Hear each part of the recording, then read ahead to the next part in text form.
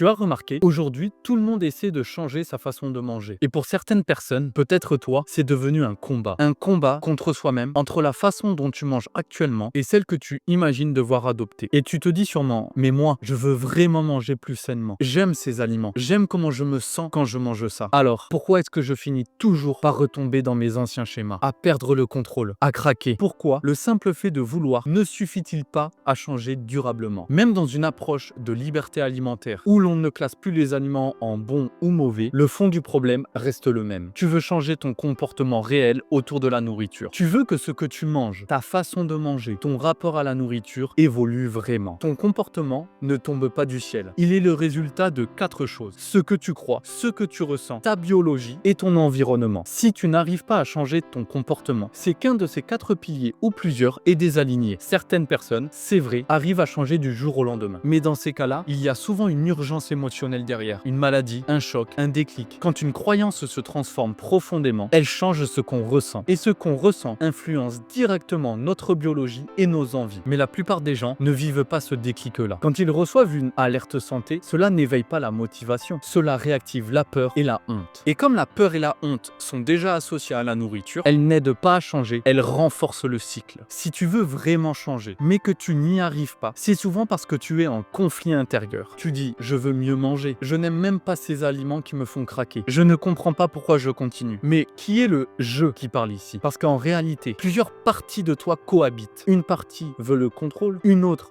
veut la liberté, une veut se sentir légère, une autre veut se sentir en sécurité. Et souvent, tu juges ces parties rebelles. Elles sabotent tout, elles sont faibles, elles m'empêchent d'avancer. Mais ces parties ne sont pas contre toi, elles cherchent simplement à te dire quelque chose. Beaucoup de femmes que j'accompagne à l'heure actuelle ont cette part d'elles qu'elles appellent la rebelle. Celle qui déteste les règles, les plans, les restrictions. Celle qui, dès qu'on lui dit « tu ne peux pas », répond « ah oui, regarde-moi bien ». Il y a des années, moi aussi j'avais cette part. Et la vérité, c'est qu'elle ne disparaît jamais. Alors, au lieu de la combattre, j'ai appris à l'écouter et surtout à la réguler. Quand elle s'emballe, par exemple, j'ai envie de tout le paquet de biscuits. Je lui dis « ok, techniquement, on pourrait. On est adulte, on pourrait aller acheter 10 paquets si on voulait. Mais est-ce que c'est vraiment ce qu'on veut maintenant? Qu'est-ce qui fait sens? » Et parfois, rien que le fait de lui laisser le choix fait redescendre instantanément la tension. Parce que le vrai pouvoir, ce n'est pas de se forcer, c'est de choisir en conscience. C'est souvent là que la plupart des femmes que j'accompagne arrivent. Elles veulent bien faire, mais plus elles s'appliquent, plus elles perdent le contrôle. Et c'est précisément à ce moment qu'il faut changer de stratégie. C'est exactement ce qu'on fait dans l'audit MRE. Laisse-moi une toute petite minute pour t'expliquer. Avant que je t'explique, je t'invite à liker la vidéo, à la commenter, à la partager si elle te plaît, mais également à t'abonner. Ça me donne énormément de force pour te produire un maximum de contenu de grande valeur. L'audit MRE, c'est simplement un appel individuel de 45 minutes où l'objectif sera de t'aider à comprendre tes déclencheurs émotionnels qui sabotent d'une part ton alimentation et également ta perte de poids. À travers cet appel, tu pourras comprendre comment sortir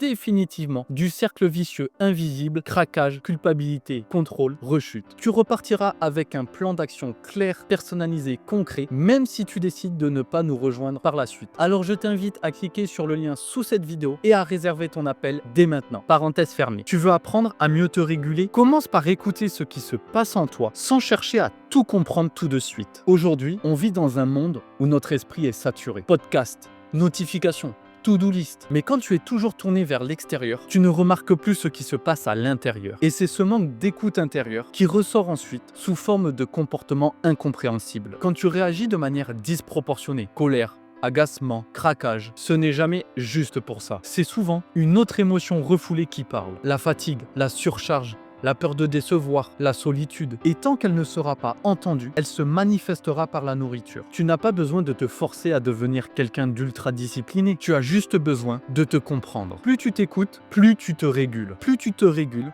plus la nourriture perd son pouvoir sur toi. C'est ce travail de réconciliation intérieure qui transforme profondément ton rapport à la nourriture et à la vie. J'espère que cette vidéo t'a plu. N'hésite pas à la commenter et à la liker. Et nous, on se retrouve très bientôt pour une prochaine vidéo. Ciao, ciao!